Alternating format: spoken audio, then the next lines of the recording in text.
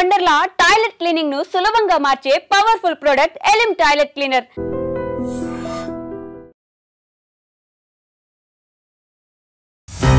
సాంస్కృతిక విలేకరి అనే ఉద్యోగం గాడి ఉంది, దాంట్లో తీసుకుంటాం. మీకు జీతం ఎంత అంటే నాకు తెలియదండి. 10 రూపాయలు నాకు చాలా గొప్పగా కనిపించింది. అలాంటిది 600 అన్నాడు.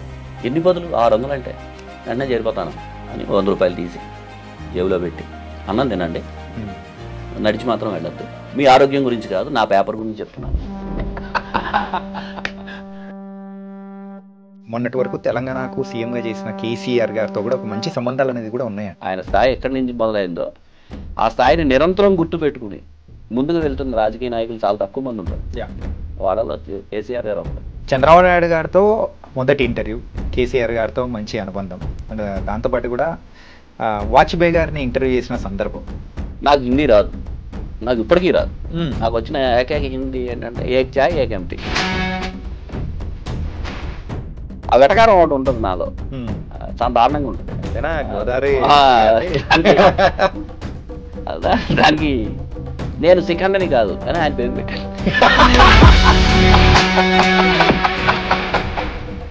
మీ మీద జరిగిన దాడి ఎంత కత్తి ఉంది ఏదో అది తీసి ఇక్కడ పోతుంది. బెదిరింపులు బాగుంటాయి, చాలా బాగుంటాయి. నేను నాకు చాలా ఎంజాయ్ చేస్తాను. 33 ఏళ్ళ జర్నలిజం బ్యాక్గ్రౌండ్ అనేది కూడా ఉంది. సో ఇవన్నీ మానేసి 2021లో రిటర్న్ వెళ్ళిపోయి అమలాపురంకి వెళ్ళిపోవాల్సిన అవసరం ఏమొచ్చింది?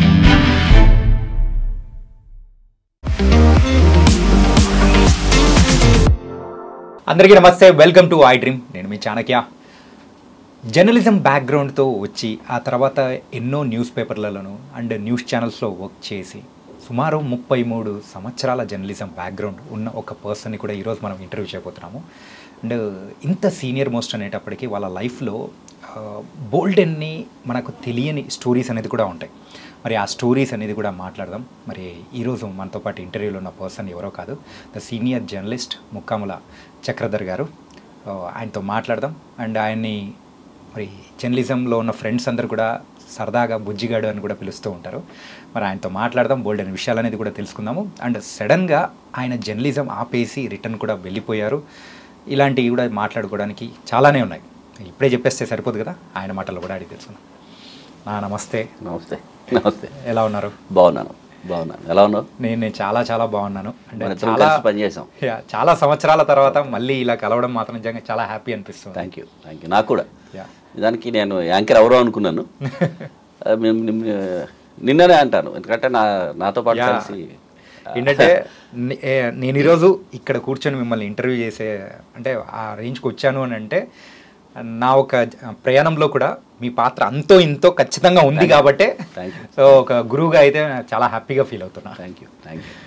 33 సంవత్సరాల జర్నలిజం బ్యాక్గ్రౌండ్, అసలు ఏంటి చెప్పుకుంటూ పోతే ఎన్నెన్నో కథలు ఉన్నాయి. అండ్ ట్విస్ట్ అండ్ టర్న్స్ కూడా ఉన్నాయి మీ లైఫ్లో. ఫస్ట్ ఎక్కడి నుంచి మొదలు పెడదాం? స్టేట్ నుంచే ఇంటర్నేషనల్ నుంచి మొదలు పెడదాం? ముందు అసలు నా రాక మొదలు పెడతాను. ఓకే.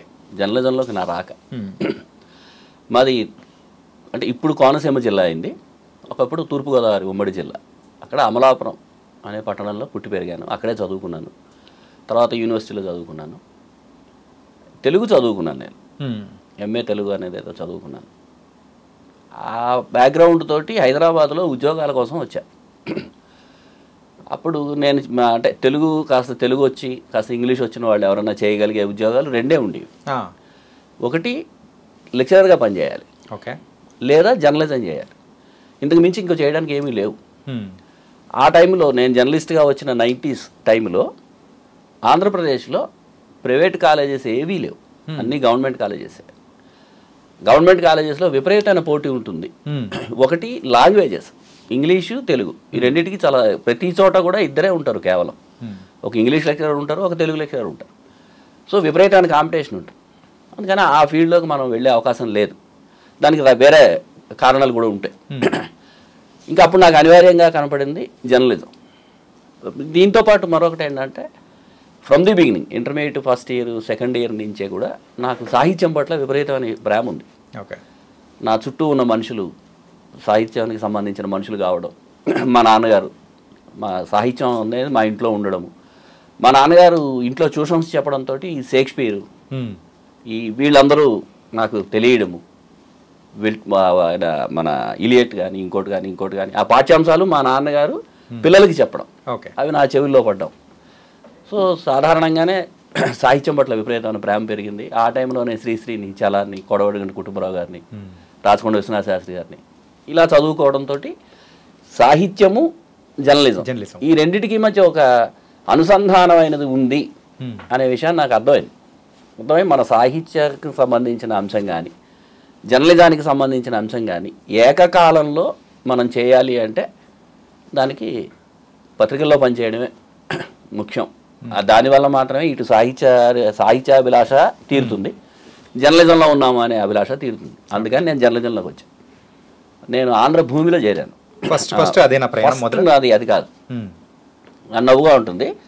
ఫస్ట్ నేను ఉదయంలో చేశాను, 2 రోజులు చేశాను.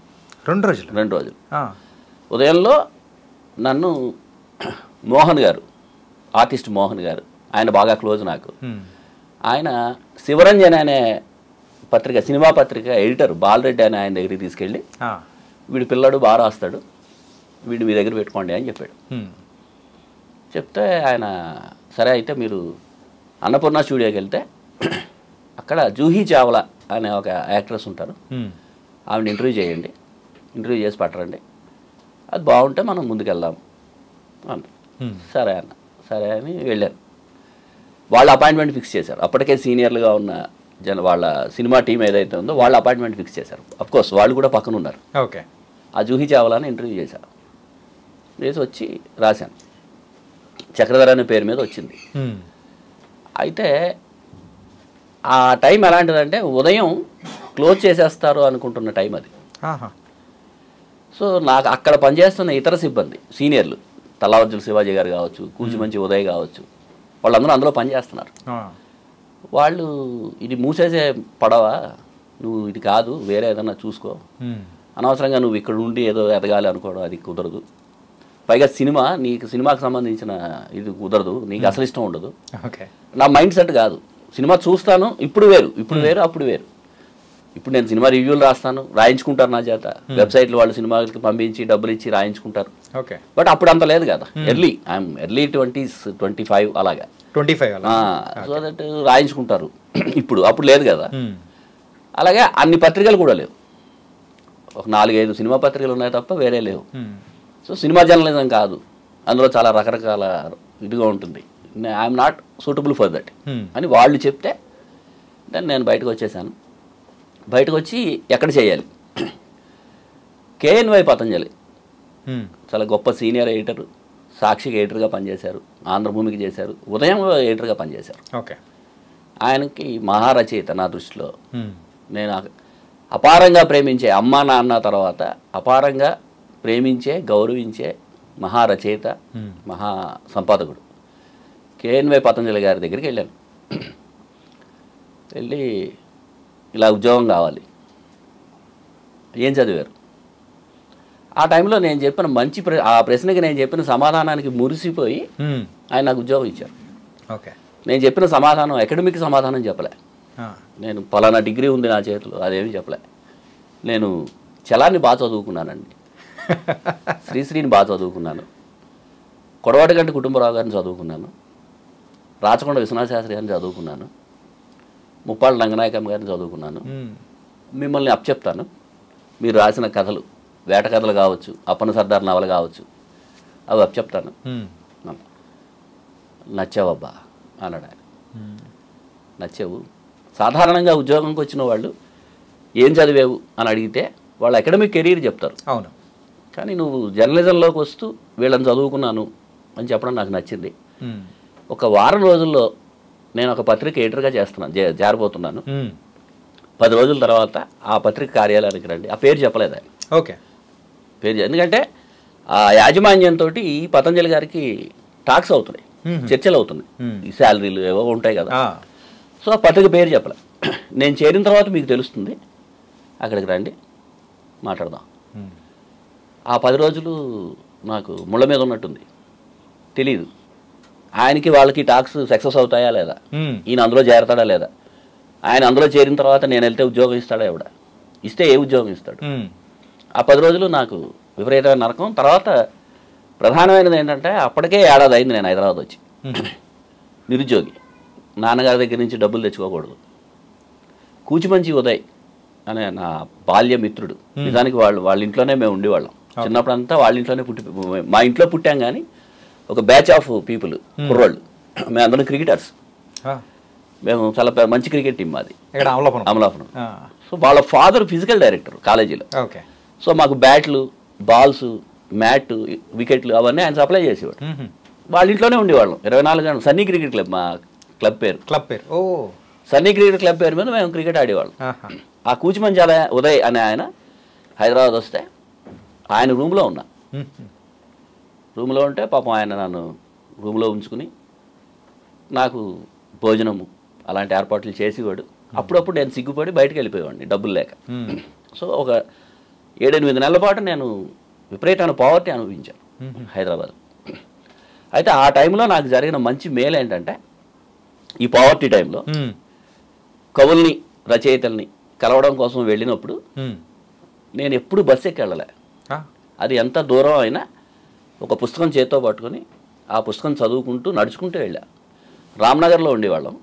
రామ్నగర్ నుంచి లకడీ కపుల్లో ఉన్న శివారెడ్డి దగ్గరికి నడుచుకుంటూ వచ్చేవాడిని.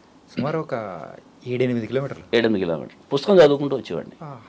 అది కవిత్వం కావచ్చు, కథలు కావచ్చు, విమర్శ కావచ్చు, ఎవరినైనా ఇంటర్వ్యూలు కావచ్చు, ప్రాచీన సాహిత్యం కావచ్చు, ఆధునిక సాహిత్యం కావచ్చు, లాటిన్ అమెరికన్ కవిత్వం కావచ్చు, ఇంకో కవిత్వం కావచ్చు, చదువుకుంటూ రావడం వల్ల డబ్బులు లేకపోవడం, ఇక్కడ ఉన్న పేదరికానికి సంబంధించి సిటీ బస్సుకి డబ్బులు లేకపోవడం, ఉన్న డబ్బులు చిల్లర డబ్బులు ఏమైనా ఉంటే సిటీ బస్సుకి ఇవ్వడం కంటే కూడా సిగరెట్లు కాల్చుకుంటూ ఒక అరటిపండు తింటూ నడుచుకుంటూ వెళ్ళడంలో ఉండే పుస్తకం చదువుకుంటూ వెళ్ళడం నా ప్రాధాన్యతలు అవి. సిటీ బస్సుకి డబ్బులు ఇవ్వకుండా ఒక సిగరెట్ కాల్చుకుని ఒక అరటిపండు తిని పుస్తకం చదువుకుంటూ వెళ్తే నా ప్రాధాన్యత ఆ టైంలో. అది కరెక్టా, whether it is right are wrong I don't know. ఇప్పుడు నాకు తెలియదు అది. అలా వెళ్ళివ్వండి.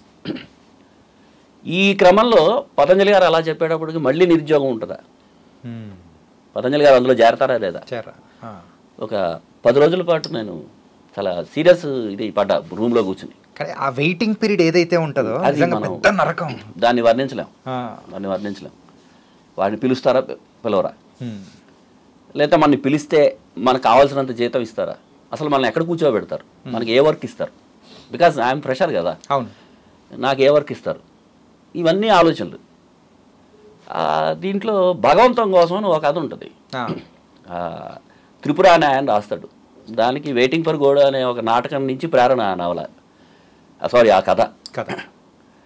ఆ కథ చిన్నగా ఎలా ఉంటుందంటే, ఆ భగవంతం అనే అతన్ని కలవడం కోసం ఒకడు వెళ్తాడు. వాడు ఎలా ఉంటాడో తెలియదు, పొడుగ్గా ఉంటాడో పొట్టిగా ఉంటాడో తెలియదు, లావుగా ఉంటాడో సన్నంగా ఉంటాడో తెలియదు, వాడి ఆకారం ఏం తెలియదు, వాడి పేరు భగవంతం అంతే, అదే తెలుసు. వాడిని కలవడానికి వీడు వెళ్తాడు. వెయిట్ చేస్తూ ఉంటాడు హోటల్లో. రకరకాల మనుషులు వస్తారు. వాళ్ళందరూ భగవంతవా, పొడుగ్గా ఉంటాడు వీడు భగవంతవా అనుకున్న టైంలో ఆ క్యారెక్టర్ గురించి చెప్తాడు. అలాగే ఇంకోటి వస్తాడు, ఇంకోటిగా చెప్తాడు. వీడు ఎడం వైపు నుంచి వస్తాడా, కుడి వైపు నుంచి వస్తాడా, ఒక డైలమా ఉంటుంది. ఆ కథలో ఈ మనుషుల వాతావరణం, మనుషులకు సంబంధించిన అన్ని కోణాలని ఆయా పాత్రల ద్వారా చెప్పిస్తాడు. అది కథ, చాలా గొప్ప కథ. నా పరిస్థితి. ఆ టైంలో నేను భగవంతం. పిలుస్తాడా, పిలవడా, పిలిస్తే ఎంత జీతం ఇస్తాడు, పిలవకపోతే నెక్స్ట్ ఆల్టర్నేటివ్ ఏంటి, ఒకవేళ పిలిస్తే డెస్క్లో పెడతాడా, రిపోర్టింగ్లో పెడతాడా, లేదు నేను డిగ్రీ బీకామ్ చదువుకున్నాను కాబట్టి తీసుకెళ్ళి అకౌంట్స్లో పడేస్తాడా, అది పరమ దరిద్రమైన ఉద్యోగం నా దృష్టిలో, అక్కడ పడేస్తాడా. ఈ దీంట్లో ఉండగా ఒకరోజు, అప్పుడు ఫోన్లు, సెల్ ఫోన్లు అవి లేవు. అవును, చాలా హాయి అయిన జీవితం, సెల్ ఫోన్ లేని శుభ్రమైన జీవితం అది. ఆ టైంలో ఆయన ఆఫీస్కి వెళ్తూ, పతంజలి గారు శంకరమఠంలో ఉండేవాడు, ఆఫీస్కి వెళ్తూ ఉదయం ఆఫీస్ దగ్గర ఆగి కూచిమంచి ఉదయం అనే మా మిత్రుడికి చక్రధర్ని సాయంత్రం ఒక మాట ఆంధ్రభూమి ఆఫీస్కి రమ్మని అని చెప్పారు. Okay. So first one reveal అయింది ఏంటి అంటే, ఆయన ఆంధ్రభూమి ఎడిటర్గా చేరాడు. సెకండ్ వన్ నన్ను పిలిచాడు. ఉదయం పరిగెట్టుకుంటూ వచ్చి, అరే బాబు నేను రమ్మంటున్నారు అర్జెంటుగా వెళ్ళాను. వెళ్తే మీరు ఏదైనా ఒకటి చిన్నది ఒక పేర తెలుగులో ఏదో ఒక అంశం అది రాసి ఇవ్వండి, ఒక 10 నిమిషాల్లో రాసి ఇవ్వండి అన్నట్టు. అంటే సరే అని ఆయన పిఎని పిలిచారు, పెన్ను కాగితం ఇచ్చారు, రాశాను. అది రాచకొండ విశ్వనాథశాస్త్రి గారి కథల మీద రాశాను. ఇంత ముక్క పట్టుకెళ్ళి ఇచ్చాను. బాగుంది, సాంస్కృతిక విలేకరి అనే ఉద్యోగం గాడి ఉంది, ఓకే, దాంట్లో తీసుకుంటాం, మీకు జీతం ఎంత అంటే నాకు తెలియదండి అన్న. నేనే చెప్తాను, 600 ఇస్తాము, మీకు మీ శాలరీ 600. ఓకే, సాంస్కృతిక విలేకరి మీ ఉద్యోగం, మీరు పెర్మనెంట్ కాదు. మీకు కోపం వచ్చినా మీరే మానేయాలి, మా కోపం వచ్చినా మిమ్మల్ని తీసేస్తాం, మేమేం కాం, మేము ఎలాగే ఉంటాం. అందుకని ఈ ఉద్యోగంలో చేరతారా, ఏం చేయాలి? హైదరాబాదులో Thyagaraya Ganasabha, Ravindra Bharathi, Chikkadapalli city central library, ఇలాగా కొన్ని సాంస్కృతిక కేంద్రాలు ఉన్నాయి. అక్కడ ప్రతిరోజు ఏదో ప్రోగ్రాం జరుగుతుంది, పుస్తకావిష్కరణ జరగచ్చు, నృత్యం ఉంటుంది, సంగీతం ఉంటుంది, ఏవో సభలు జరుగుతాయి. అవి వెళ్ళి ఆ సభల్ని కవర్ చేసి రావడమే. ఇది మీ ఉద్యోగం, 600 ఇస్తాం. 10 రూపాయల నోటు ₹1,00,000 కనిపించిన రోజులు అవి. ఏ సంవత్సరంలో? 90s, 93, 92, 92, 93. ఓకే, ఒక 10 రూపాయల నోటు నాకు కనిపిస్తే అది 1,00,000తో సమానం. ఫస్ట్ 10 రూపాయలు కనపడగానే నేను బోల్డ్ ఆనందపడి ఒక 2 ఇడ్లీ, ఒక చిన్నగా ఏదో ఒకటి తిని, ఓ అరటిపండు ఎందుకు తినేవాడిని అంటే తొక్కలతో కలిపి తినొచ్చు, ఆకలి తగ్గుతుంది. తొక్కలతో కలిపి, తొక్కలతో కూడా తింటే ఆకలి తగ్గుతుంది. ఆనాటి నా దరిద్రపు పరిస్థితి అది, నా నిరుద్యోగానికి సంబంధించి. 10 రూపాయలు నాకు చాలా గొప్పగా కనిపించి, అలాంటిది 600 అన్నాడు. ఎన్ని పదులు? 600 అంటే వెంటనే చేరిపోతానన్న. చేరిపోయాను, 60 పదులు చేరిపోయాను. చేరిపోయి రేపటి నుంచి వస్తాను సార్ అని. వస్తారు, మరి మీరు ఈ కేంద్రాలన్నింటికీ తిరగాలి కదా. మీరు ద్వారకాకి శివారెడ్డి గారిని, కవి శివారెడ్డిని కలవడానికో లేదా వేరే ఎవరినో కలవడానికో నడిచి వెళ్తున్నారు. ఇవి మీరు నడిచి వెళ్తే పేపర్ అయిపోతుంది, 10ంటికి కార్యక్రమం అవుతుంది. మీరు రవీంద్ర భారతి నుంచి సికింద్రాబాద్లో ఉన్న ఆంధ్రభూమికి నడిచి వస్తే పేపర్ టైం అయిపోతుంది. ఏం చేస్తారు అన్నట్టు అంటే జీతం వస్తుంది కదా, నెలల తర్వాత వస్తుంది జీతం. మీ జీతం నెల తర్వాత వస్తుంది. ఈ నెల ఏంటి, పైగా అప్పుడు నెల కూడా కాదు, 20 రోజులు ఎంతో, మిడిల్ ఆఫ్ ది మంత్లో చేరా, 10వ తారీఖు 12వ తారీఖు. ఏంటి అని అడిగాడు. ఏం లేదండి, ఎవరో ఒకరు తీసుకుంటాను, ఫ్రెండ్స్ ఉన్నారు ఎవరో ఒకరు. కాదులేండి అని 100 రూపాయలు తీసి జేబులో పెట్టి, ఈ డబ్బులు వాడుకోండి, అయిపోయిన వెంటనే చెప్పండి, మళ్ళీ ఇస్తాను, వీలున్నంత వరకు తినండి, అన్నం తినండి, నడిచి మాత్రం వెళ్ళొద్దు, మీ ఆరోగ్యం గురించి కాదు, నా పేపర్ గురించి చెప్తున్నాను. మీ ఆరోగ్యం అవన్నీ పక్కన, నాకు సాంస్కృతిక కార్యక్రమం ఏదైతే జరిగిందో అది సిటీ ట్యాబ్లెట్లో రావాలి కదా, సిటీ పిల్ల పేపర్ రావాలి కాబట్టి చెప్తున్నాను, బస్సులో వెళ్ళండి, జీతం వచ్చిన తర్వాత బస్ పాస్ తీసుకోండి. ఓకే, అలాగా నా ప్రస్థానం మొదలైంది. జర్నలిస్ట్గా అలా ప్రారంభమైన, ఆంధ్రభూమిలో అలా ప్రారంభమైన జర్నలిస్ట్గా ఆ సాంస్కృతిక విలేకరి ప్రస్థానం నేను అదే ఆంధ్రభూమిలో సీనియర్ పొలిటికల్ రిపోర్టర్గా రిజైన్ చేసేంతవరకు ఎదిగింది. అంటే దాని మధ్య కాలము 23 సంవత్సరాలు. 23 సంవత్సరాలు. మీరు ఈ సాంస్కృతిక విలేకరి నుంచి ఈ నెక్స్ట్ స్టెప్ వెళ్ళడానికి ఎన్ని నెలలు పట్టింది? సాంస్కృతిక విలేకరిగా నేను ఏడాది ఉన్నాను. 1 ఇయర్ ఉన్నాను. ఓకే, 1 ఇయర్ తర్వాత నన్ను డెస్క్కి షిఫ్ట్ చేశారు. సిటీ డెస్క్లో ఎవరో మానేశారు. ఓకే, సిటీ డెస్క్లో కావాలి, నీడ్ అక్కడ అవసరం ఉంది, నీడ్. సో నన్ను డెస్క్లోకి మార్చారు. నేను డెస్క్కి మారాను. దాని వెనక ఉన్న ఇదేంటంటే నేను కొద్దిగా హెడ్డింగ్లు బాగా పెడతానని అప్పట్లో పేరు. ఇప్పటికీ ఓకే, ఏదైనా వార్త వస్తే మంచి హెడ్డింగ్లు పెడతాను. ఏదైనా వార్తలో తప్పులు దోషాలు ఉంటే నేను తిరిగి రాస్తాను. అందుకని ఒక వారం రోజులు ఉండమని చెప్పారు అంతే. నేను కూడా వారం రోజులేనే అనుకున్నా, తర్వాత మళ్ళీ బయటకు వచ్చేస్తానులే అనుకున్నా. ఆ వారం రోజులు కాస్త 1 ఇయర్ ఉంది, డెస్క్లోనే ఉండాల్సి వచ్చింది. కానీ ఒక జర్నలిజం చేసే పర్సన్గా అయితే బయట మనం తిరిగే అలవాటు ఉండేది, ఒక్కసారిగా డస్క్లో కూర్చొని రాయాలి అని అంటే అది కొంచెం పెద్ద ట్రిక్కీ జాబ్ కదా. ట్రిక్కీ కాదమ్మా, నరకం. నరకం కదా, అదే నరకం. అది కట్టేసి కూర్చోబెట్టుకున్నట్టే. మీకు రిపోర్టర్గా మీకు ఆఫీస్తో సంబంధం ఉండదు. అవును. మీరు ఎప్పుడు వెళ్తారో తెలియదు, ఎప్పుడు వస్తారో తెలియదు. దీనికి అలా కాదు, మీరు సిటీ డెస్క్లో సాయంత్రం 5ంటికి వెళ్ళాలి, రాత్రి 1 గంటకు అవుతుంది. ఖచ్చితంగా 5ంటికి వెళ్ళి మీరు సంతకం పెట్టాలి. రిపోర్టర్లు అంటే స్ట్రింగర్లు అంటారు, ఏరియా రిపోర్టర్. అవును, ఏరియా రిపోర్టర్. వాళ్ళు వార్తలు పట్టుకొస్తారు, వాటిని సరిదిద్ది రాయాలి. చాలా మందికి రాయడం ఉండదు, రాదు పాపం, వాళ్ళకి తెలియదు బేసిక్గా. కేవలం వార్తను మాత్రం వాళ్ళు రా మెటీరియల్ పట్టుకొస్తారు, వాళ్ళు రా మెటీరియల్ తెస్తారు. ఆ రా మెటీరియల్లో ఏది లీడ్, ఏది ఆఖరణ ఉండాలి, ఏది మధ్యలో ఉండాలి, ఇవేమి వాళ్ళకి తెలియదు. వాళ్ళ తప్పు కూడా కాదు, ఎందుకంటే వాళ్ళకి ఎవరు నేర్పరు. పైగా ఇంకొక విషయం ఏంటంటే అలాంటి రిపోర్టర్లు అందరూ కూడా పెర్మనెంట్గా జర్నలిస్టులు కాదు, వాళ్ళు వేరే ఉద్యోగాల్లో ఉంటారు. ఆర్టీసీలో పనిచేస్తూ ఉంటారు, హాస్పిటల్ పనిచేస్తూ ఉంటారు, లేదా వాళ్ళ ఇంటి దగ్గర కిరాణా కొట్టు ఉంటుంది. జర్నలిజంలోకి ఎందుకు వస్తారంటే ఇప్పుడు కాదు, జర్నలిజంలోకి ఎందుకు వస్తారంటే వాళ్ళ వృత్తుల్లో ఈ జర్నలిజం వల్ల ఏమైనా ఉపయోగం ఉంటుంది. కిరాణా షాప్ అతను ఉంటాడు, అతను రిపోర్టర్ అవుతాడు ఆ ఏరియాకి, కంటోన్మెంట్ రిపోర్టర్ అనుకుందాం. ఓకే. కంటోన్మెంట్లో అతనికి కాని పని ఉండదు జర్నలిస్ట్గా. కంటోన్మెంట్లో అతన్ని ఆ కిరాణా షాప్కి సంబంధించి అధికారుల దాడులు, తూనికలు, కొలతలు, ఈ చెత్త అంతా జరుగుతుంది కదా, వాళ్ళు ఎవరు అతని దగ్గరికి రారు. ఓకే. ఈ సర్టిఫికేట్ ఉంటే అంతే, ఇంకా అంతకంటే మించి ఏమైనా లాభం ఉండదు అతనికి. మహా వస్తే లైన్ అకౌంట్ వస్తుంది, 150-200 వస్తుంది, లైన్కి ₹10 ఇస్తారు.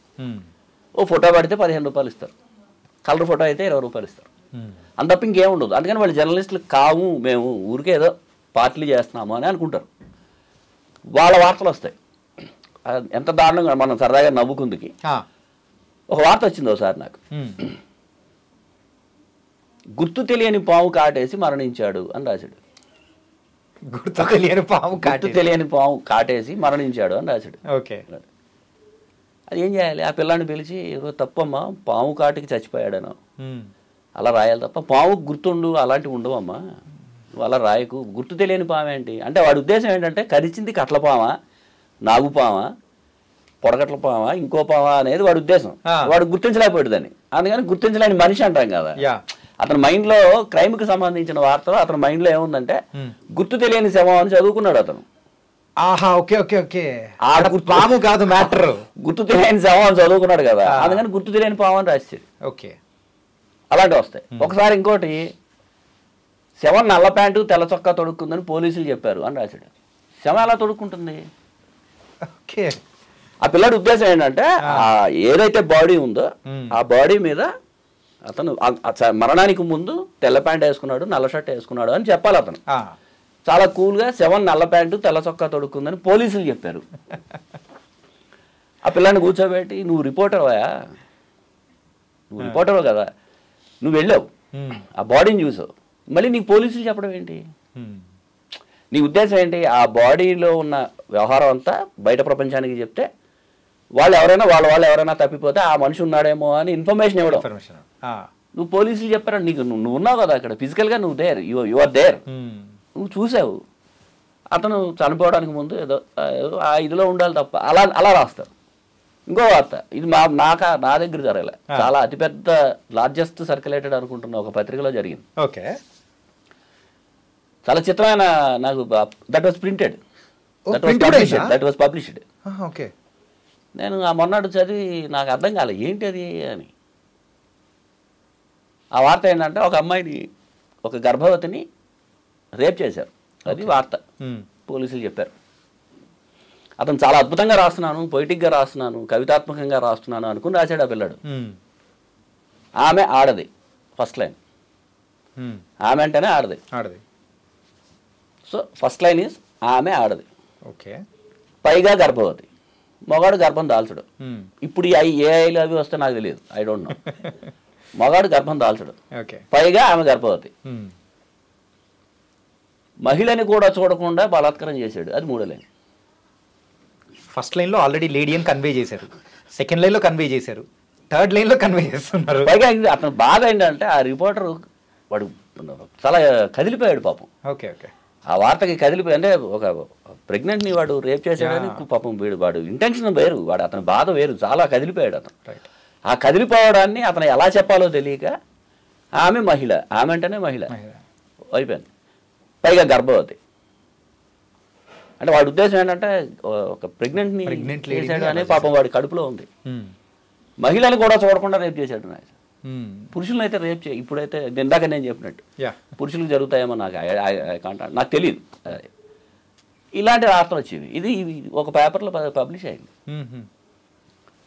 ఈ వార్తలని, ఇలాంటి వార్తలను వాళ్ళ కూర్చోబెట్టి చెప్పడము, రాయడము, తిరగ రాయడము, మంచి మంచి హెడ్డింగ్లు పెట్టడము, వీటితోటి 10 రోజులు అనుకున్నది కాస్త నన్ను ఏడాది సిటీ డెస్క్లో ఉంచేశారు.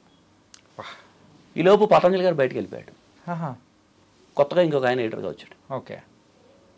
ఆయన కొత్త అంటే ఎడిటర్గా ఉన్నాడు కానీ ఆయన డైలీకి కొత్త, ఆయన వీక్లీ ఎడిటర్. ఓకే. ఆయన మొత్తం అందరినీ సమావేశపరిచి సీనియర్లని, మనం ఎవరికైనా ఉంటుంది కొత్తగా వచ్చిన వాళ్ళు ఎవరైనా, ఖచ్చితంగా మనం ఈ వ్యవస్థను మార్చేసి అసలు మనం నెంబర్ 1 అయిపోయి భారతదేశంలో మనం తప్ప ఇంకో పత్రిక లేదు నిరూపిద్దాం అని చాలా హడావిడి ఉంటుంది. జర్నలిజంలో చాలా ఎక్కువ ఉంటుంది, అది జరగని పని. అంటే ఆ మార్క్ మనం అని అనుకుంటాలి ఉండదు. ఆ విషయం మా దగ్గర ఒక సామెత ఉంటుంది, అలాగా క్షౌరం అయితే తప్ప వివరం తెలియదు.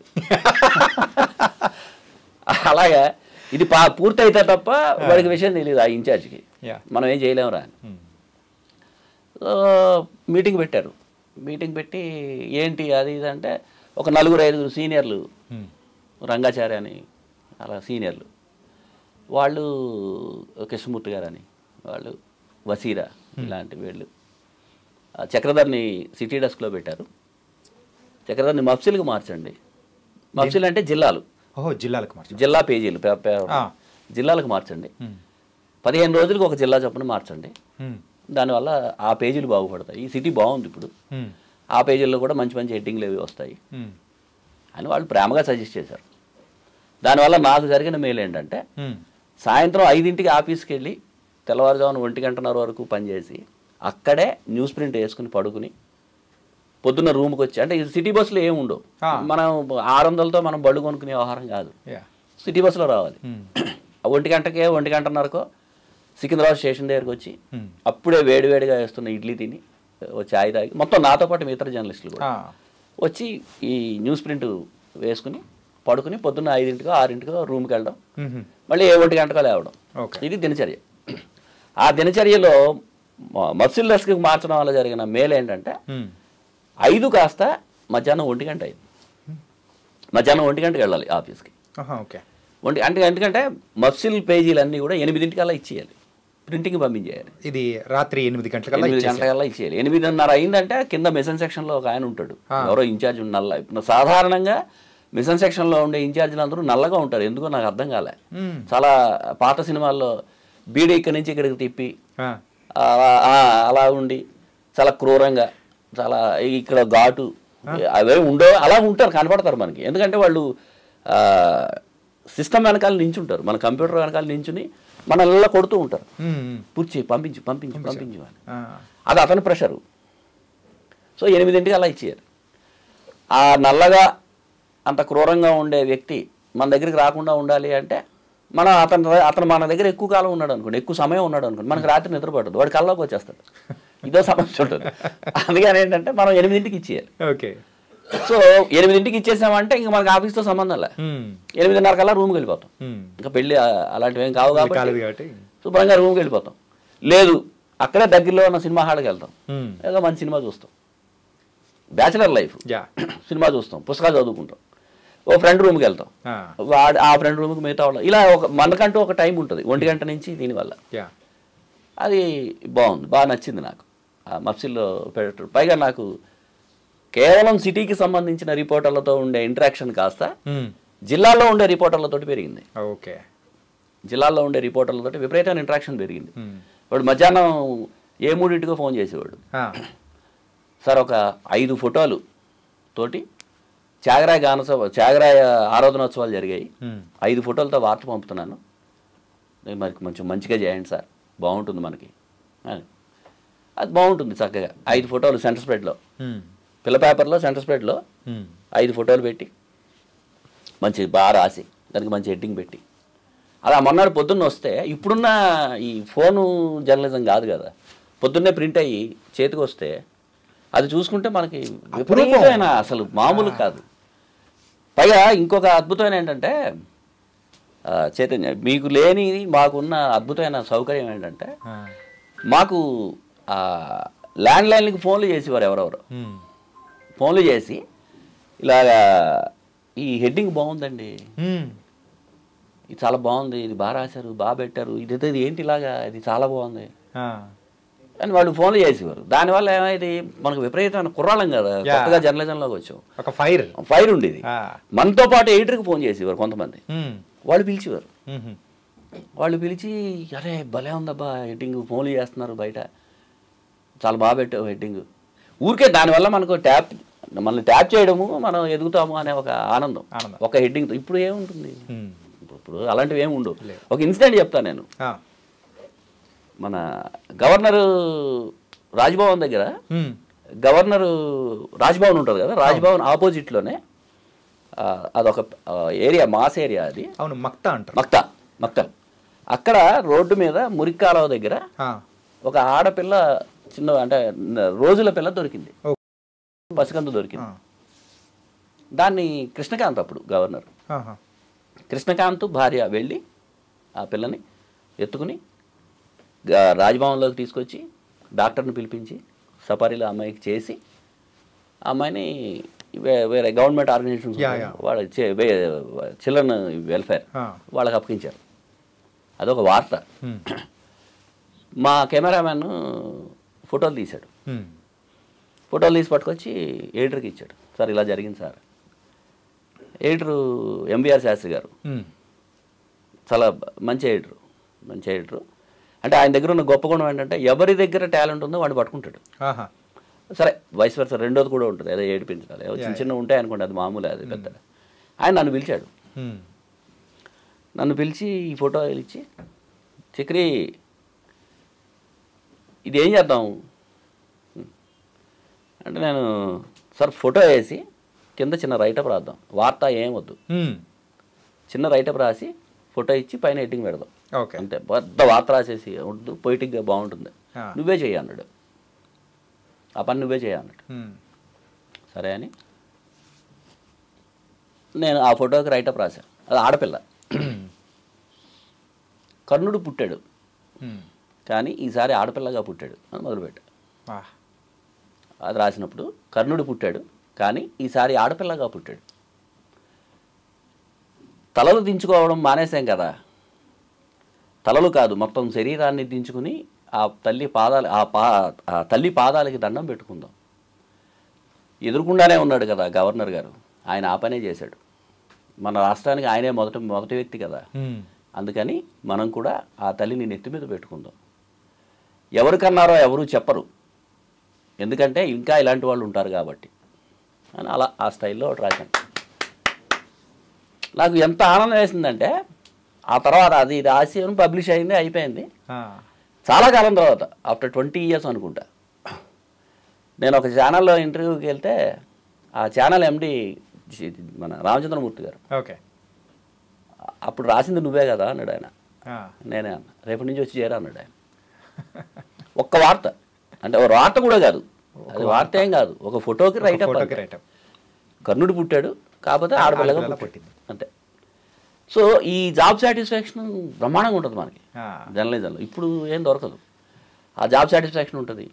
మనం చాలా హాయిగా అందరితోటి మాట్లాడుకోవడానికి ఉంటుంది. కూర్చుని మాట్లాడుకునే వాళ్ళం హెడ్డింగ్ల గురించి.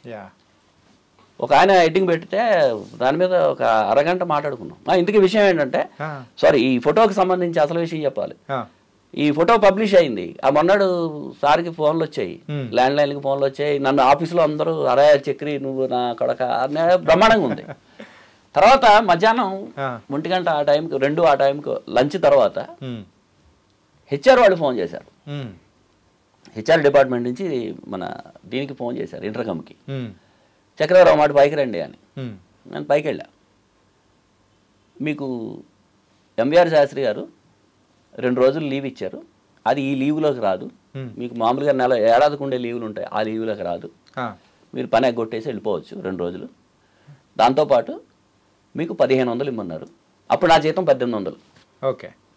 ఈ 2.5 ఏళ్లలో 600 నుంచి 1800 అయింది. మీకు 1500 ఇమ్మన్నారు. 1800 నుంచి 1500 రావడం కాదు, నా జీతం 600, అది 1800 అయింది. ఓకే. ఈ వార్త రాసినందుకు అదనంగా 1500 ఇచ్చి ఆ పిల్లాడికి 2 రోజులు సెలవు ఇవ్వండి. అది అతని సెలవుల్లో పెట్టకండి. Okay okay okay. క్యాజువల్ లీవ్లు అవి ఉంటాయి కదా, అందులో పెట్టకండి. అవి 1500 ఇవ్వండి అని ఈయన ఫోన్ చేసి రికమెండ్ చేశాడు ఎడిటర్ గారు. నేను వెళ్ళి వాళ్ళు ఓచరిస్తే సంతకం పెట్టి 1500 అంటే సగం పైన, నెలలో సగం పైన జీతం నాకు బోనస్. ఊరికే ఒక ఫోటోకి రైటప్ రాసినందుకు. నేను అది పరిగెట్టుకుంటూ వచ్చి ఎంవీఆర్ శాస్త్రి గారి దగ్గరికి వచ్చి, ఎంజాయ్ చేయి, బ్రహ్మాండం రాసు, అద్భుతంగా రాసు, ఓ 2 రోజులు ఫ్రెష్ అయ్యిరా, మళ్ళీ రాదు కానీ.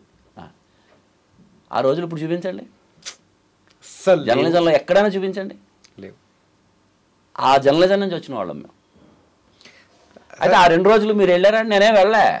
ఆ 1500 ఖర్చు పెట్టుకుని ఏమవుతుంది కానీ ఆ 2 రోజులు కూడా నేను ఆఫీస్గా వచ్చాను. కాకపోతే ఆనర్ ఉంటుంది కదా, మనం చేసిన పనికి వాళ్ళు చూపించిన ఆనరు, గౌరవం ఎంత అద్భుతంగా ఉంటాయి.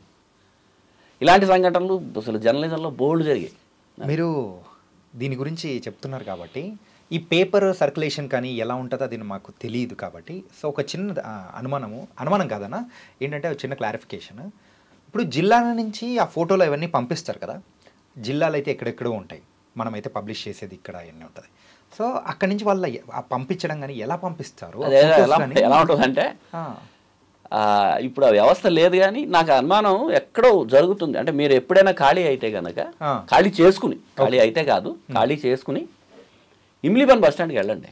ఓకే. లేదా జూబ్లీ బస్ స్టాండ్కి వెళ్ళండి. ఆ జూబ్లీ బస్ స్టాండ్లో గోడలకి ఇంతంత బాక్సులు ఉంటాయి. అవును. ఆ బాక్సుల మీద ఆంధ్రజ్యోతి, ఆంధ్రభూమి, ఈనాడు, వార్త, సాక్షి, ఏవో మొత్తానికి ఆ పేపర్లు, విశాలాంధ్ర, ఇలాంటి వాళ్ళు పెట్టిన డబ్బాలు అవి. మాకేం జరుగుతుందంటే, సపోజ్ ఇప్పుడు తెలంగాణ ఎడిషన్లో కదా, ప్రతి ఎడిషన్లోనూ అలాగే ఉంటుంది. వరంగల్ ఉంటుంది. వరంగల్లో ఆ స్టాఫ్ రిపోర్టర్ ఎవడైతే ఇన్ఛార్జ్ ఉంటాడో ఆయన టీపీలో కొట్టి పంపిస్తాడు. ఓకే. టీపీ వస్తుంది అంటే తెలుగులో ఉన్నది ఇంగ్లీష్లో వస్తుంది. అతను చెప్పాడు, ఏటీయు అతను చెప్పాడు, అలా వస్తుంది. మేము రాసుకుంటాం. ఫోటోలు కూడా అలాగే పంపుతారు వాళ్ళు. అంతవరకు ఓకే. జిల్లాలో ఉండే మిగతా రిపోర్టర్లు ఉంటారు కదా, వాళ్ళు ఏం చేస్తారంటే ఆ ఫోటో వార్త కవర్లో పెట్టి ఆర్టీసీ డ్రైవర్కి నెలకింత అని ఇస్తారు. ఓకే. నెలకి 100, 25, 50 ఎంతో కొంత ఇస్తారు. రెండోది ఏంటంటే ఈ డ్రైవర్ కూడా డబ్బులు పెద్దగా ఆశించడు. వీడు ఏం రాసేస్తాడని భయం వాడుకుంటుంది. వాడు అవ్వలేదు అనుకోండి, ఆ డబ్బులు తీసుకుని. బట్ ఉంటుంది, ఇద్దరికి మధ్య స్నేహ సంబంధాలు ఉంటాయి. ఆ డ్రైవర్ తీసుకొచ్చి ఈ డబ్బాలో వేస్తాడు. పేపర్ పత్రికా ఆఫీసుల్లో ఆ పని చేయడానికి 3 అటెండర్లు ఉంటారు. ఓకే. వాళ్ళు పని చేస్తూ పొద్దున్న 11:30కి ఒక మాట వెళ్తారు అక్కడికి. వెళ్ళి ఆ డబ్బాలన్నీ వాళ్ళ డబ్బా ఓపెన్ చేసి ఆ వార్తలన్నీ తెచ్చుకుని వచ్చి ఆయా డస్కుల్లో ఇచ్చేస్తారు. అక్కడ మఫ్సిల్ ఇన్ఛార్జ్ ఉంటాడు, నేను ఉంటాను మఫ్సిల్ ఇన్ఛార్జ్, నా మొహమ్మే పడతాడు. ఓకే. నేను చూసి వరంగల్ అతనికి ఇస్తా, కరీంనగర్ ఇస్తా, పంచుతాను. మళ్ళీ 2:30, 3ంటికి మళ్ళీ ఇంకోసారి వెళ్తాడు, మళ్ళీ తెస్తాడు, మళ్ళీ 8ంటికి వెళ్తాడు. ఓకే. ఇది ఒక ప్రాసెస్. ఇది కాకుండా ఇంకో ప్రాసెస్ ఏముంటుందంటే, ఒక ఇన్సిడెంట్ జరుగుతుంది, చాలా పెద్ద ఇన్సిడెంట్ జరుగుతుంది. ఏం చేయాలి? వాడు వరంగల్ అయితే వరంగల్, ఆ హెడ్ క్వార్టర్స్ ఏదైతే ఉందో అక్కడికి వచ్చేస్తాడు. ఫోటోలు ఆఫీస్ నుంచి పంపి వార్త ఫోన్లో చెప్తాడు. ఓకే. అది మనం రాసుకోవాలి. ఈ లోపల ప్రిపేర్ చేసి పెట్టేసి ఉంటాము, ఇంకా ప్రింటింగ్ టైం కల్లా ఫోటోలు వచ్చేస్తాయి. ఈ లోపల మనం వార్త ఫోన్లో తీసుకుంటాం. ఓకే. ఫోన్ ఇలా పెట్టుకుని రాసుకోవడమే. రా మెటీరియల్ రాసుకుంటాం, అది కూడా పూర్తి స్థాయిలో కాకుండా. బాబు ఏదో సపోజ్ భారీ అగ్ని ప్రమాదం జరిగింది, ఒక 100 ఇళ్ళు కాలిపోయాయి, వాటి ఫోటోలు తెచ్చి, సార్ పలా కొనరావుపేటలో ఒక ఏదో వీధిలో అగ్ని ప్రమాదం జరిగింది, 100 ఇళ్ళు కాలిపోయాయి, ఇంత ఆస్తి నష్టం జరిగింది, అదృష్టవశాత్తు ప్రాణ నష్టం జరగలేదు, వాళ్ళు వచ్చి ఆర్పారు, ఈ పోలీసు యంత్రాంగం వచ్చింది, ఇంకో యంత్రాంగం, ఇవన్నీ పాయింట్లు చెప్తాడు. దాన్ని మనం వార్త రాసేస్తాం, ఈ ఫోటోలు వస్తాయి. ఓకే. అది చేస్తాం. అది అప్పటి వ్యవస్థ. ఇప్పుడు ఇంటర్నెట్, పెరుగుట విరుగుట కొరకాయ నాకు సామెత ఉంటుంది తెలుగులో. ఇప్పుడు ప్రస్తుతం నడుస్తున్నది అదే. ఇంత పెరిగి సర్వనాశనం అయిపోతాం. వాడు చెప్పే పాయింట్లు ఏమి ఉండవు. వాడు నెట్లో కొట్టేసి పంపించేస్తాడు. వాట్సాప్లో పడుతున్నాను సార్ అంటాడు. వాట్సాప్లో చదువుకుని నువ్వు మళ్ళీ వాడిని క్వశ్చన్ చేయడానికి ఉండదు. వాడిని క్వశ్చన్ చేస్తే వాడు దొరుకుతాడో లేదో తెలియదు. నేను పంపించాను కదండి అంటాడు. టీపీలు పంపుతారు. అంటే మేము పడిన కష్టాలు టీపీలు కొడతారు. ఆ టీపీలు కొట్టినప్పుడు తెలుగు ఇంగ్లీష్లో కొడతారు. ఇందాక చెప్పినట్టు నాకు ఒక చిత్రమైన వార్త వచ్చింది. కరీంనగర్లో కేఎన్ చారి అని అద్భుతమైన కవి, నాకు చాలా చాలా సన్నిహితుడు, లేడు ప్రస్తుతం, మరణించాడు. అతను కరీంనగర్, విజయవాడ నుంచి కరీంనగర్ ట్రాన్స్ఫర్ అయ్యి వెళ్ళాడు స్టాఫ్ రిపోర్టర్గా. వాళ్ళ సొంతూరు కరీంనగర్. చాలా కాలంగా విజయవాడలో పనిచేశాడు. తీసుకెళ్ళి అక్కడ ట్రాన్స్ఫర్ ఎప్పటి నుంచో అడుగుతుంటే అక్కడ వేశారు. విజయవాడ కరీంనగర్ వచ్చి చేరాడు. చేరిన రెండో రోజుని కరీంనగర్లో ఒక పేకాట క్లబ్ మీద పోలీసులు దాడి చేశారు. పట్టుకున్నారు. ఆ క్లబ్లో రాజకీయ నాయకులు ఆడుతున్నారు, ఇంకొకళ్ళు ఆడుతున్నారు, ఇద్దరే పోలీసులు ఆడుతున్నారు. పోలీసుల మీద జర్నలిస్టులకు ఉండే ఒక వ్యతిరేకత ఉంటుంది. సాధారణంగా వాళ్ళకి మన మీద ఉంటుంది, మన మీద మనకి వాళ్ళ మీద చాలా చిన్న చిన్నవి ఉంటాయి, ఎక్కడైనా తప్పదు. ఆ రిపోర్టర్ ఏం చేశాడు, ఆ వ్యతిరేకతతోటి ఎక్కువ మంది పోలీసులు ఉన్నారు అని అర్థం వచ్చేలాగా వార్త పంపించాడు. ఇక్కడ ఈ చక్రధర ఏం చేశాడు, ఆ వ్యతిరేకతతోటి, విపరీతమైన వ్యతిరేకత, ఒక పైశాచిక ఆనందం, బాగా దొరికారు పోలీసులు అని, అసలు మొత్తం అందరూ పోలీసులే అని రాశాడు. అక్కడ ఆ ప్యాకెట్ ఆడుతున్న వాళ్ళు అందరూ పోలీసులే అని రాశాడు.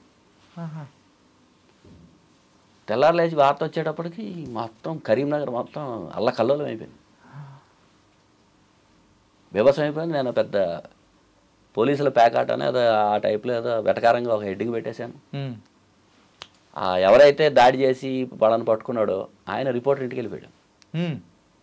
ఇంటికి తలుపు కొట్టాడు తెల్లవారుజామున 5:30, 6ంటికి.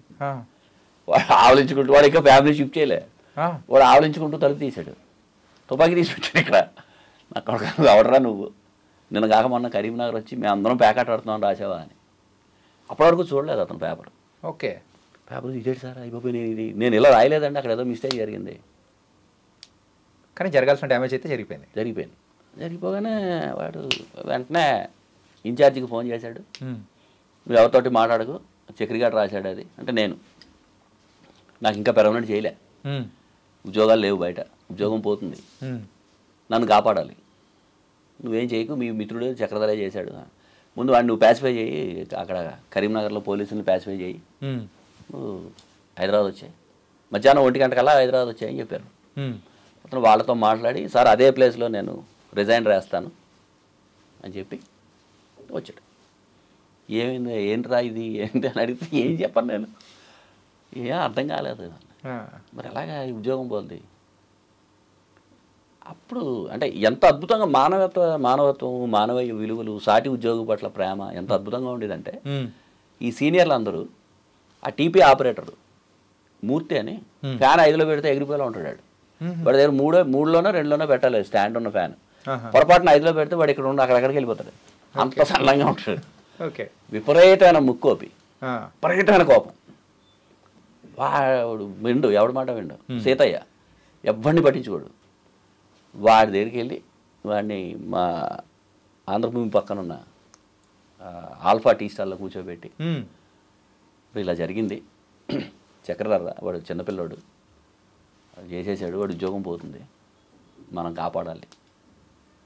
నేను ఆ మూల, వేరే చోట మూల బిక్కుబిక్కుమంటూ కుక్క పిల్లలాగా వణికిపోతే ఇలా కూర్చున్నా. వాడు ఏమంటాడు, ఏం చేస్తారు వీళ్ళు, వాడు అలా చూశాడు. వాడు నేను మాట్లాడతాను, ఏం కాదు, ఇంతేనా దీనికేనా అన్నాడు. నా అదృష్టం ఆ రోజు, దీనికి ఎంత భయపడతాడేంటి, భలేవాళ్ళే అన్నాడు. అని అతను వచ్చి చేసిన పని ఏంటంటే, ఆ టీపీ మిషన్ ఏదైతే ఉందో దాన్ని పాడు చేసాడు. అంటే నిన్న వచ్చిన ఫీడ్ ఏది ఇవాళ దొరకదు. మామూలుగా నిన్న ఫీడ్ వేరే బటన్స్ ఏవో ఉంటాయి, ఆ టెక్నికల్ సిస్టమ్స్, దాన్ని నెత్తి మీద ఎలా కొడితే పాత ఫీడ్ వచ్చేస్తుంది. వాడు దాన్ని అంటే బాగు చేయాల్సిన మనిషి దాన్ని చెడగొట్టేసాడు. అసలు ఏ ఫీడు రాకుండా చేసాడు. మధ్యాహ్నం 4 వరకు అసలు రావాల్సిన ఫీడ్ కూడా రాకుండా చేసాడు. ఏది చక్రధర అంటే ఫీడ్ అలా లేదంటే, అంటే పాడైంది అది ఎలా పాడైంది, ఏటర్ అగ్గి గుగ్గులం అయిపోయాడు, అలా ఎలా పాడైంది అది ఇది అని. నేనేం చేయనండి, టెక్నికల్గా జరిగింది, మీరు అందరూ చక్రధర్ని కాపాడడం కోసం చేస్తున్నారు, నేను నోటీస్ ఇస్తాను అది ఇదంటే నువ్వు పర్మనెంట్ ఉద్యోగం కాదు, నోటీస్ ఇచ్చిన ఇవ్వకపోయినా ఒకటేను. వాడు వచ్చింది రాశాడు, అక్కడ లేదు మేమేం చేస్తాం. అప్పుడు మళ్ళీ ఏదో చేసి రిజైన్ రాయడానికి వీల్లేదు అంటాడు ఆయన లీడర్. ఎస్, రిజైన్ రాయడానికి వీల్లేదు. రిజైన్ రాయకపోతే ఆ పోలీస్ ఆయన మళ్ళీ రిపోర్టర్ని పట్టుకుంటాడు. ఓకే. వాడు ఫోన్ చేశాడు పోలీస్ స్టేషన్కి, నా చేత మాట్లాడించాడు. సార్ ఏమనుకోవద్దు, నేనే తప్పు చేశాను, అందుకని రిజైన్ రాస్తే మాత్రం నాకు ఇబ్బంది వస్తుంది. ఈ వార్త ఇవాళ పబ్లిష్ అయింది, దీనికి కాకుండా ఇంకొక స్టోరీ, పాజిటివ్ స్టోరీ ఇంకొకటి రేపు ఎల్లుండో వస్తుంది, దాని ప్లేస్లో పాజిటివ్ స్టోరీ వస్తుంది. రిజైనర్ వచ్చిందంటే నా ఉద్యోగం పోతుంది, నా ఉద్యోగం పోయినంత మాత్రాన మీకు జరిగేది ఏమి ఉండదు, నేను ఎవరో మీకు తెలియదు, అనవసరంగా రోడ్డు మీకు వచ్చేస్తాను, ఇప్పుడే పెర్మనెంట్ అవుతుంది అనుకుంటున్నాను, మీ తమ్ముడో ఎవరో చేశారు అనుకోండి అని చెప్పా. పోన్లే బాబు అలాగే వదిలేయండి. అంటే ఇది ఎందుకు చెప్తున్నానంటే జర్నలిజంలో ఇంత వాళ్ళు రాయడంతో పాటు సాటి ఉద్యోగుల పట్ల అంత ప్రేమగా ఉండేవారు, అసలు వాళ్ళకే ఏదో జరుగుతోంది అన్నట్టు ఉండేవారు. కానీ మీరు ఒక మాట అన్నారు చూసారా సార్, ఏంటంటే మీ తమ్ముడు లేకపోతే ఎవరైనా చేసినారని అనుకోండి అన్నప్పుడు అవతల వాళ్ళు కూడా అర్థం చేసుకొని వెంటనే పొరపాటు లేదు అని చెప్పేసి ఆయన కూడా అర్థం చేసుకున్న విధానం అనేది కూడా ఆయన కూడా యాక్సెప్ట్ చేశాడు. యాక్సెప్ట్ చేసి సరేలేండి మీరు వదిలేయండి, ఇంకా రిజైనర్ ఏం అక్కర్లేదులేండి, వదిలేయండి, సరేలేండి తర్వాత చూద్దాం. తర్వాత మీకు ఎంత అద్భుతమైన ఇదంటే ఆ ఇన్సిడెంట్ జరిగిన ఒక 10 సంవత్సరాలు అనుకుంటా, లేదా 10-12 సంవత్సరాల తర్వాత ఆయన డిఎస్పీ అయ్యాడు. ఓకే. నేను చంద్రబాబు నాయుడు గారు ముఖ్యమంత్రి అయిన తర్వాత ఆయన మొట్టమొదటి పర్యటన కరీంనగర్. యాజ్ అ రిపోర్టర్ నేను కరీంనగర్ వెళ్ళా, ఆయన హెలికాప్టర్లో కరీంనగర్ వెళ్ళిపోయాడు, మేము వెళ్ళాము, ప్రోగ్రామ్ అయిపోయింది. అంటే ఇక్కడ నుంచి సెక్రటరీ నుంచి మమ్మల్ని తీసుకెళ్తారు, జర్నలిస్టులు తీసుకెళ్ళేవారు.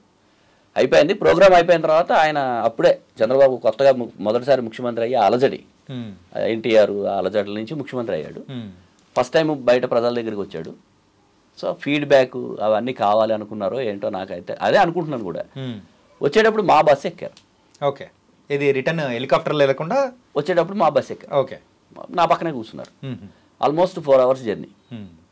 ఫస్ట్ 15 నిమిషాలు మిగతా రిపోర్టర్లు అందరూ వచ్చారు. ఆయన ఫీడ్బ్యాక్ అడిగాడు, ప్రజలు ఏమనుకుంటున్నారు, ఏంటి కూరదోశ ఏమనుకుంటున్నారా, అలాంటి ఫీడ్బ్యాక్ అడిగారు. చెప్పేవాళ్ళు చెప్పారు, సీనియర్లు చెప్పేవాళ్ళు చెప్పారు, ఎవరితో వాడు కూర్చున్నారు. నేను అప్పుడు రిపోర్టర్ని, ఇది రిపోర్టింగ్ వచ్చేసాను అప్పటికే, రిపోర్టింగ్ అది ఎలాగా అనేది చెప్తా మళ్ళీ.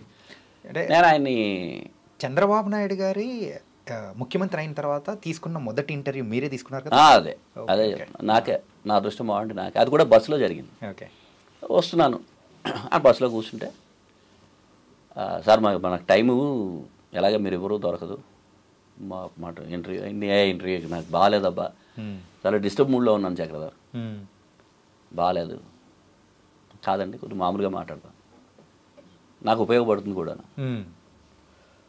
మరి కొత్త కుర్రాడు జర్నలిస్టు వాడికి సీఎం ఇంటర్వ్యూ అంటే అది చాలా అద్భుతంగా ఉంటుంది కదా, చాలా అది అడిగా. ఆయన ఓకే అయితే మాట్లాడారు, ఆయన ప్రస్థానం జరిగింది అంతా అలా మొన్నటి దట్ వాస్ పబ్లిష్డ్, నా పేరుతోటే వచ్చింది. ఓకే. ఇప్పుడు ఈ 10 రోజులుగా మీరు ముఖ్యమంత్రి అయిన తర్వాత ఈ 10 రోజులు 20 రోజులు మీరు ఎలా పనిచేస్తున్నారు, ఎలా ఉంది మీకు అనేది నా మొదటి ప్రశ్న. చాలా హాయిగా చంద్రబాబు చెప్పిన సమాధానం, మనసు చంపుకు పనిచేస్తున్నాను అని చెప్పాడు. నాకు పని చేయాలంటే నాకు తెలియట్లేదు, మనసు చంపుకుని పనిచేస్తున్నాను, అదే హెడ్డింగ్ అయింది, మనసు చంపుకుని పనిచేస్తున్నాను, అదే హెడ్డింగ్ పెట్టారు. సో ఇంతకీ విషయం ఏంటంటే కరీంనగర్లో చంద్రబాబు దగ్గరికి, చంద్రబాబు ఆయనతోటి సీఎం తోటి పాటు మేము జర్నలిస్టులు వెళ్ళి చేస్తున్నప్పుడు అక్కడ డిఎస్పీ ఎవరైతే అంతకుముందు జరిగిన ఇన్సిడెంట్ ఆయన అప్పుడు ఎస్ఐ ఎవరైతే ఉన్నారో అప్పుడు ఆయన డిఎస్పీ అయ్యాడు. ఆయన పోలీసులతోటి వాళ్ళతోటి ఈ రక్షణ వ్యవహారాలు ఏవో చూస్తున్నాడు. మా రిపోర్టర్ అప్పుడు ఉన్నాడు ఆయన. ఆయన నన్ను వాడు చారిగాడు, వాడు నన్ను రారా అన్నాడు. ఏమన్నా రా అంటే, సార్ అప్పుడు మీకు ఎడ్డింగ్ పెట్టాడు వీడే ఆయన కౌగులించుకుని భలే ఎదిగారండి, బాగుంది, చాలా బాగుంది, మ్యారేజ్ అదే అయిందా ఏంటి, పిల్లలు అంటే లేదండి ఇంకా కాలేదు, చేయాలి. అంటే సంబంధాలు జర్నలిస్టులతోటి ఇతరులకు ఉన్న సంబంధాలు అవి చాలా బాగుంటాయి, నెగిటివ్గా కూడా ఉంటాయి. నెగిటివ్గా చాలా చేసాయి, చాలా ఉన్నాయి కూడా. నాకు నా జర్నలిస్ట్ లైఫ్లో కూడా నెగిటివ్గా ఉన్న, అంటే నాకు వ్యక్తిగతంగా నాకు జరిగిన ఇబ్బందులు, దాని గురించి కూడా మనం మాట్లాడుకుందాం. అవి జరిగాయి. ఈ జిల్లాల పరంగా అయితే సో హైలైట్ పాయింట్స్ అనేది చాలా చక్కగా చెప్పారు. అండ్ చంద్రబాబు నాయుడు గారి ఇంటర్వ్యూ తర్వాత మీ యొక్క వ్యక్తిగత జీవితం కాకుండా సో ఈ లైఫ్ జాబ్ ఓరియంటెడ్గా ఎలా ఉంది? ఏమైనా అప్గ్రేడ్ అయిపోయిందా? అప్గ్రేడ్ అయ్యానండి. అప్గ్రేడ్ అయ్యాను. డెస్క్లో ఉన్న నన్ను రిపోర్టింగ్కి తీసుకొచ్చారు, స్టాఫ్ రిపోర్టర్గా ఇచ్చారు. నాకు పొలిటికల్ పార్టీస్ అంటే తెలుగుదేశం ఒకళ్ళు ఇద్దరు చూసేవారు, కాంగ్రెస్ ఇద్దరు చూసేవారు, బీజేపీ, సిపిఐ, సిపిఎం చిన్న పార్టీలే. అవును. సో ఆ 3 పార్టీలు నేను చూసేవాడిని. అప్పట్లో ఏంటంటే పీపుల్స్ వారికి సంబంధించిన యాక్టివిటీస్ని పొలిటికల్ పార్టీ యాక్టివిటీస్గానే చూసేది మీడియా. పొలిటికల్ పార్టీ యాక్టివిటీస్, వాళ్ళు ప్రెస్ నోట్లు వస్తాయి, వాళ్ళకి సంబంధించిన ఇంటర్వ్యూలు ఏవో ఉంటాయి, ఎవరు పంపుతారు వాళ్ళు, అవన్నీ కూడా పొలిటికల్ యాక్టివిటీలో భాగంగానే చూస్తారు వాళ్ళు అజ్ఞాతంలో ఉన్నప్పటికీ. మావోయిస్ట్ పార్టీ, ఆ తర్వాత మావోయిస్ట్ పార్టీ.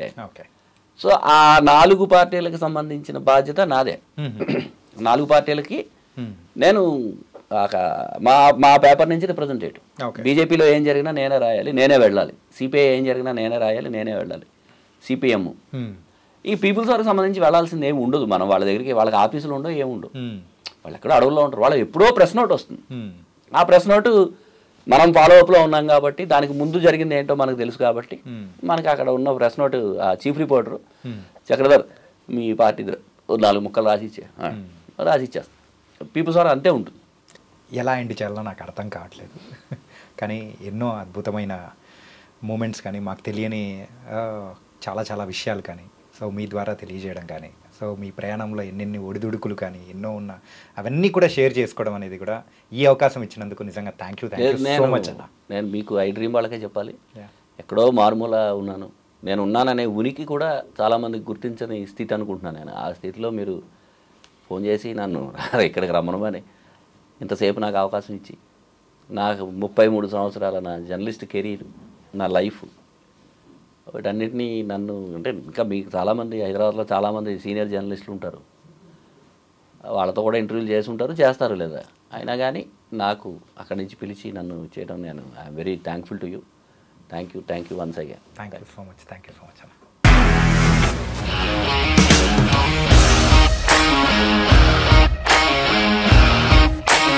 ఇండస్ట్రీలో కమిట్మెంట్ ఇష్యూస్ వస్తే నీకు కూడా వచ్చినట్టు? మార్నింగ్ తీసుకెళ్ళాడంటే కొట్టి పడేసాడు.